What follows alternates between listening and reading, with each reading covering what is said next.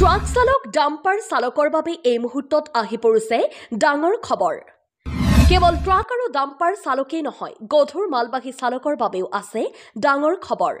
এই খবৰ কেৱল হোজাই জিলাৰ বাবে। মৃত্যু মৃত্যু আৰু মৃত্যু। হোজাই জিলাত কেৱল মৃত্যুৰ কেৰিলি। ৰাষ্ট্ৰীয় ঘাইপথত কেৱল এতিয়া মৃত্যুৰ কেৰিলি, যাৰ ফলত বিভিন্ন বাহনৰ চালকৰ বাবে আছে ডাঙৰ খবৰ। কেৱল ডাঙৰ খবৰেই নহয়, আছে ভাল খবৰো। দিনক দিনে বৃদ্ধি পাবলৈ ধৰিছে পথ দুৰ্ঘটনা।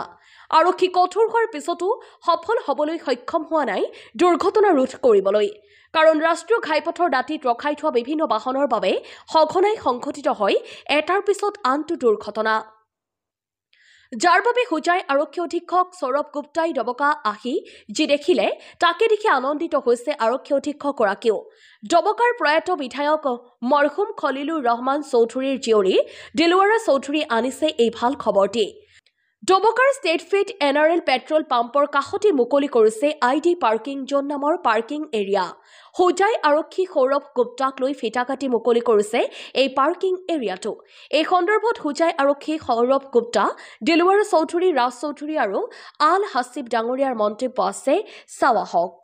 আমাৰ আজি আপুনি যেনেকৈ জানে ৰোড সাইড এটা NRL পেট্ৰল পাম্প ওচৰতে পাৰ্কিঙৰ ব্যৱস্থা হৈছে।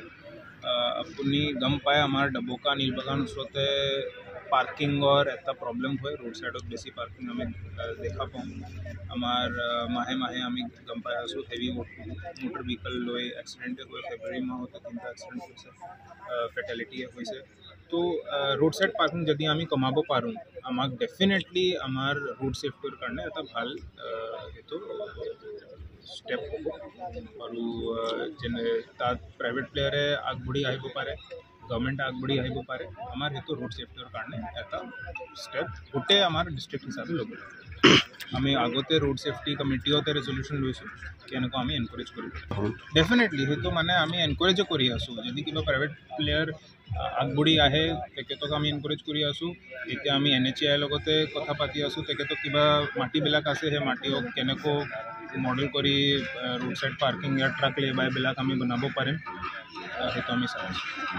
হয়, আজি বহুত দিনৰ পৰা আমাক প্ৰশাসনৰ ফালৰ পৰা বহুতে কৈ আছিলে যে এখন পাৰ্কিং বনাই দিয়া, কাৰণ যিহেতু আমাৰ ডবকা অঞ্চলত বেছিভাগ এক্সিডেণ্ট হৈ আছে। যোৱা 3 দিন আগতো এজন এক্সিডেণ্ট ডাম্পাৰ হৈ পেলাই ঢুকাইছে, আৰু নীলবাগানতো দেখা পাইছোঁ যোৱা কেইদিন আগত এক্সিডেণ্ট। গতিকে আমাক বহুত দিনৰ পৰা কৈ আছিলে যে এখন আপোনালোকে জমিনখিনি পৰি আছিলে, আপোনালোকে এখন পাৰ্কিং বনাই দিয়ক।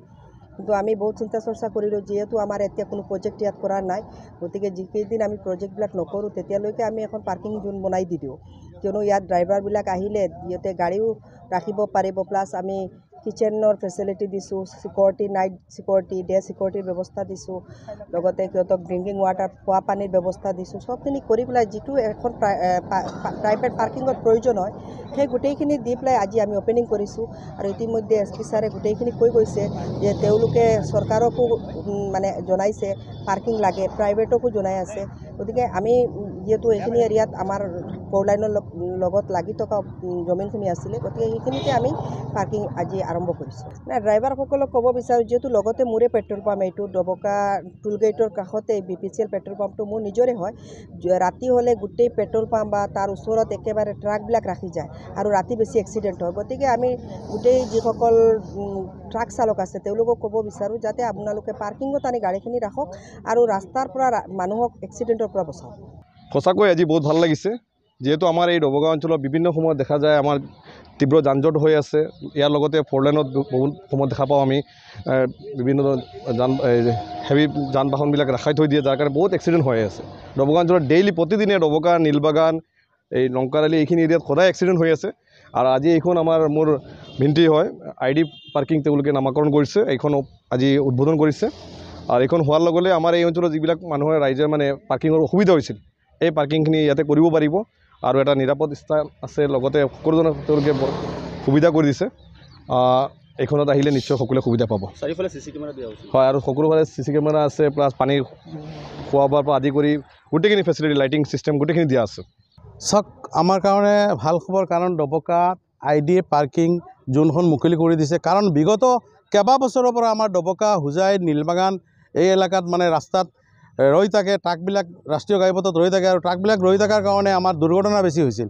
আজি কেইবাবছৰৰ পৰা দুৰ্ঘটনা হৈ আছে। গতিকে আজি যিখন পাৰ্কিং মুকলি কৰা হৈছে, এই পাৰ্কিংখনত একেলগে 200 পৰা 300 ট্ৰাক একেলগে থ'ব পাৰিব।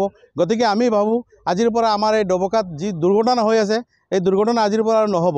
গতিকে মই NRI পেট্ৰল পাম্পৰ স্বত্বাধিকাৰী ইমদাদ আলী চৌধুৰী আৰু দিলৱাৰা বাইদেউক মই ধন্যবাদ জনাইছোঁ। তেখেতে যে আজি পাৰ্কিংখন মুকলি কৰিছে আৰু এই পাৰ্কিংখন হোৱাৰ কাৰণে আমাৰ হোজাই জিলাত আৰু দুৰ্ঘটনা নহ'ব 100%। কাৰণ দুৰ্ঘটনা কিহৰ কাৰণে হয়? বেছিভাগ ট্ৰাক ৰাষ্ট্ৰীয় ঘাইপথত আমি প্ৰায় দেখা পাওঁ। ৰাষ্ট্ৰীয় ঘাইপথত ৰাতি হ'লে ট্ৰাকবিলাক শাৰী শাৰীকৈ থিয় কৰাই থাকে আৰু থিয় কৰাই ট্ৰাকবিলাক ৰখাৰ কাৰণে দুৰ্ঘটনা হয়। গতিকে আমি আজিৰ পৰা আমাৰ হোজাই জিলা বা ডবকা আৰু নীলবাগান ইয়াত আৰু দুৰ্ঘটনা নহ'ব। কাৰণ মেইন উদ্দেশ্য হ'ল যিখন আজি ID পাৰ্কিং জোন মুকলি কৰিছে, এইখনত একেলগে 200 পৰা 300খন মানে ট্ৰাক সোমাই দিব পাৰিব। গতিকে মই আকৌ এবাৰ আপোনালোকৰ চেনেলৰ জৰিয়তে ডবকা NRI পাব্লিক স্কুলৰ স্বত্বাধিকাৰী ইমদাদ আলী চৌধুৰী তথা দিলৱাৰা মেমক আমি ধন্যবাদ জনাইছোঁ এইখন পাৰ্কিং মুকলি কৰি দিয়াৰ কাৰণে।